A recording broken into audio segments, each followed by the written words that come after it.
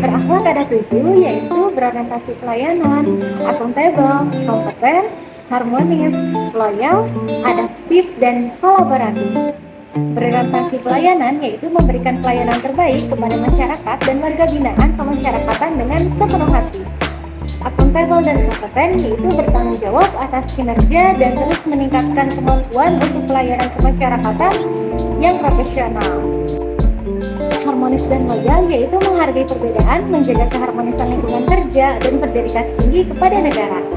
Adaptif dan kolaboratif yaitu cepat menyesuaikan dengan perubahan dan membangun sinergi untuk mencapai tujuan bersama. Selanjutnya ada konteks pemasyarakatan. Untuk tugas pokoknya yaitu melaksanakan pembinaan warga binaan pemasyarakatan melalui program rehabilitasi sosial, pendidikan, dan pelatihan keterampilan untuk mempersiapkan reintegrasi ke masyarakat. Ada juga fungsi strategisnya yaitu mewujudkan sistem pemasyarakatan yang humanis, berkeadilan, dan berorientasi pada pemulihan serta pencegahan residivis. Yang pertama adalah berorientasi pelayanan. Kasus yang dapat terjadi adalah pelayanan kunjungan keluarga narapidana yang lambat dan tidak ramah kepada pengunjung. Penyebabnya bisa jadi dari beban kerja yang tinggi dan kurangnya pelatihan customer service. Alternatif solusi adalah digitalisasi sistem antrian kunjungan dan pelatihan service excellence bagi petugas. Implementasi nilai berorientasi pelayanan. Yang pertama adalah analisis kebutuhan WBP. Identifikasi kebutuhan dasar WBP seperti kesehatan, pendidikan, pembinaan, dan reintegrasi sosial. Yang kedua adalah penyusunan standar layanan, menetapkan SOP pelayanan yang jelas dan terukur. Yang ketiga adalah pelatihan petugas, meningkatkan kompetensi petugas dalam memberikan pelayanan prima dan humanis kepada WBP. Yang keempat adalah monitoring kepuasan, evaluasi berkala melalui survei kepuasan dan pengaduan untuk perbaikan berkelanjutan. Akuntabel ada 3 yaitu kasus, penyebab, dan solusi. Untuk kasusnya yaitu penyalahgunaan anggaran, pembinaan narapidana, dan pembuatan laporan fiktif kegiatan. Penyebab dari masalah akuntabel adalah lemahnya pengawasan internal dan tidak adanya whistleblowing sistem yang efektif. Untuk solusi bagi permasalahan akuntabel yaitu audit berkala oleh inspektorat, implementasi e-reporting, transparan, dan sistem reward punishment yang tegas. Implementasi akuntabel di setiap UPT yaitu transparansi anggaran, keterbukaan informasi penggunaan dana, publikasi DIPA, dan akses publik terhadap laporan keuangan lembaga pemasyarakatan. Adapun dokumentasi kegiatan yaitu pencatatan sistematis setiap kegiatan pembinaan, registrasi warga binaan, dan administrasi yang dapat dipertanggungjawabkan. Adapun implementasi akuntabel yaitu pelaporan secara berkala, mulai dari penyusunan laporan harian, mingguan, bulanan terkait kebersihan, keamanan, dan program pembinaan secara konsisten.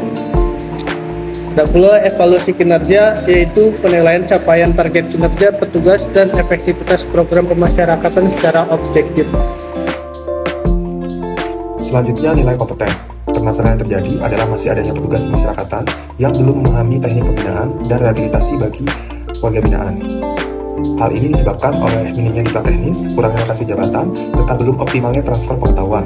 Solusi yang dapat dilakukan adalah menyelenggarakan diklat berkelanjutan, menerapkan mentoring senior-junior, serta melakukan sertifikasi kompetensi. Dengan demikian, kualitas pembinaan meningkat, dan ASN dapat bekerja secara profesional sesuai nilai kompeten. Baik, selanjutnya yaitu pengembangan kompetensi. Upaya ini diawali dengan asesmen kebutuhan untuk mengetahui kesenjangan kompetensi pegawai. Kemudian dilakukan pelatihan teknis, khususnya di bidang pemasyarakatan dan pelayanan publik. Selanjutnya melalui praktek lapangan agar ilmu yang diperoleh dapat langsung diterapkan. Dan yang terakhir dilakukan sertifikasi serta evaluasi untuk memastikan standar kualitas SDM tetap terjaga. Dengan langkah ini diharapkan ASN semakin profesional dan mampu memberikan pelayanan yang optimal. Nilai selanjutnya adalah nilai harmonis.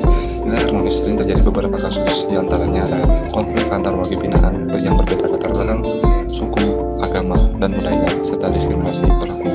Penyebabnya adalah segregasi atau pemisahan penempatan yang tidak tepat, bias petugas, dan kondisi overcapacity.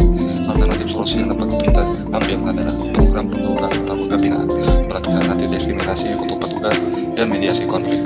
Selanjutnya adalah cara untuk membangun nilai harmonis. Yang pertama adalah identifikasi potensi konflik, pemetaan sumber konflik antar warga binaan, deteksi dini gesekan sosial dan keagamaan. Yang kedua adalah program kegiatan bersama, olahraga bersama, kegiatan keagamaan lintas agama, kerja bakti yang kolektif, sehingga dapat memunculkan rasa kebersamaan antar petugas dan warga binaan. Yang ketiga adalah pembinaan toleransi, penyuluhan keberagaman, mediasi konflik, penghargaan sikap toleran kepada warga binaan.